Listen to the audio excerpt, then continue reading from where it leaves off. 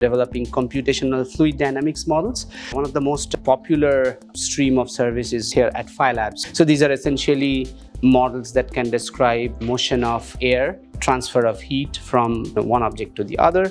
So essentially any kind of HVAC system where we want to understand airflow, such as in a data center, we want to understand airflow, we want to understand heat transfer, we want to understand where there might be hotspots in the system. So for analyzing those kind of situations, computational fluid dynamics is very, very useful.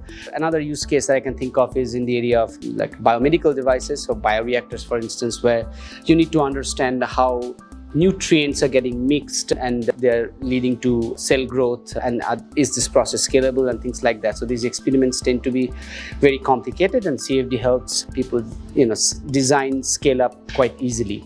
Again, the open source ecosystem, we do using open source tools for developing these models and simulations, just as we do for AI and ML type work.